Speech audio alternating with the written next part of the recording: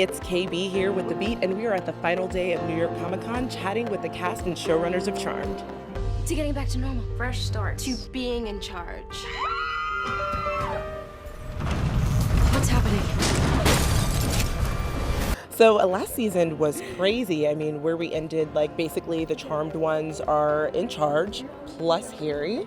So, you know, everything else has kind of dissipated and it's disappeared. And so I know when we pick up this season, you guys are still kind of in cahoots. So for me, I feel like Macy and Harry spend the most time together. I feel like you guys are kind of a solid unit.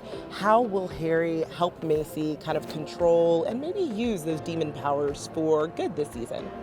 Oh, we do go on a little expedition in episode 2. Yeah, we do. That really speaks to that. So you can see that in episode 2. It's quite a fun little sort of infiltration.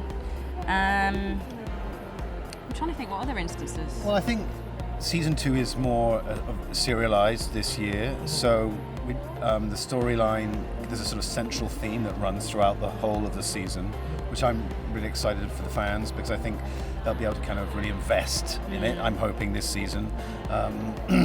So yeah, that's exciting. And also there's something happens like 7 or 8 minutes into the first episode which turns the whole of the Charmed world upside down. Let go of my sister! It has been a wild ride for season 1, and in season 2, you guys are in charge. Like, this is it. It's really just the 3 of you guys plus Harry kind of running the show.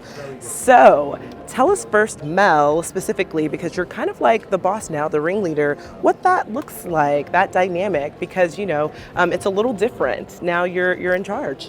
Yeah, I mean, what I love about like the sisterhood in general is that we're all so different. Like, and I think Mel has always been super passionate, kind of intense, not always in a good way, but I've learned to embrace it. And I think she's really excited. I think that she really has always felt like, you know, being a witch was her destiny. And so part of like in the first episode, you'll kind of see us like kind of me trying to like rile up my sisters.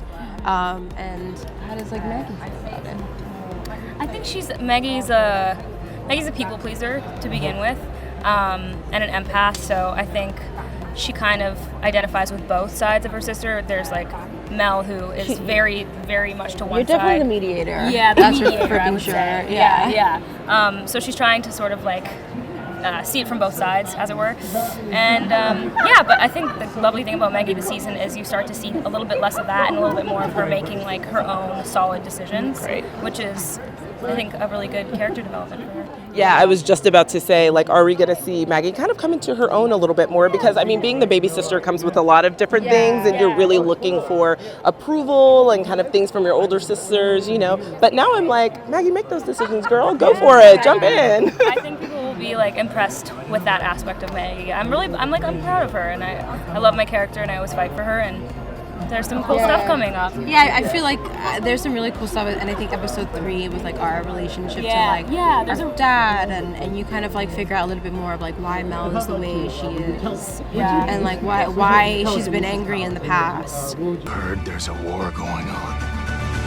We're coming for you. Okay, so first off, Mel's in charge now. So, which I love because we're seeing a little bit different, but also she's kind of grown up as the oldest sister, so she holds a lot of responsibility. Right. So are we gonna see her this season, even though she's in charge, lean on her sisters a little bit more and not really have to hold that weight? Well, interesting that you bring that up, because I think in the first episode we sort of set the tone for what each sister thinks their life is going to be moving forward, and then by minute sort of 9 of the first episode we realize everything that they think about what their life is going to be gets blown up.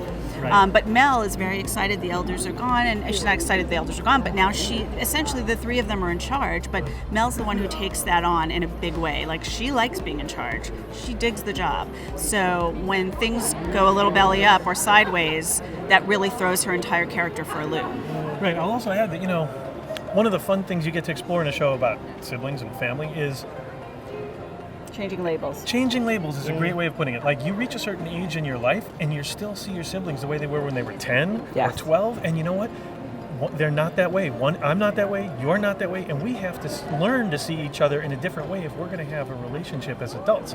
So it's really fun to watch them kind of have to evolve the nature of that relationship and understand that they're not those people they were anymore when they were kids. And it's playing out in the first 8 to 10 episodes in very interesting ways.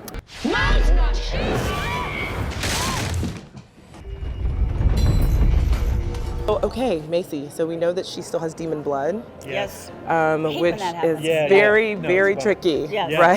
right? So much so that it really caused a rift in her relationship with Mel. Right. So, how is Mel learning how to trust Macy again this season? And also, will we see kind of Macy learn how to control these powers and use them for good?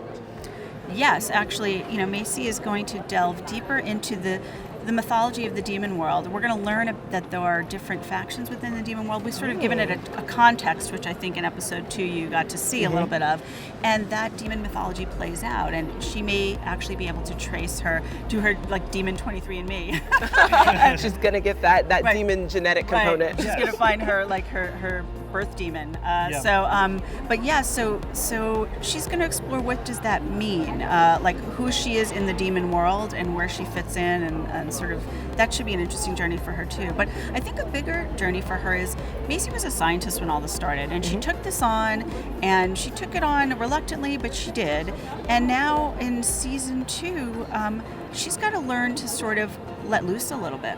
Right. You know what I mean? Like part of your demon side is letting loose and not just having fun, but like even your sort of finding that sexual side to yourself. That, the scientist, she was so sort of like uptight and in control. So, Very much so. Yes. Right, and I do think that's a big part of her journey in the first bunch of episodes that we're right now we're shooting episode 8, but we're sort of working on episodes 10 and 11 also, and a huge amount of the journey for her is about just like learning to let go, that you don't have to be in control all the time.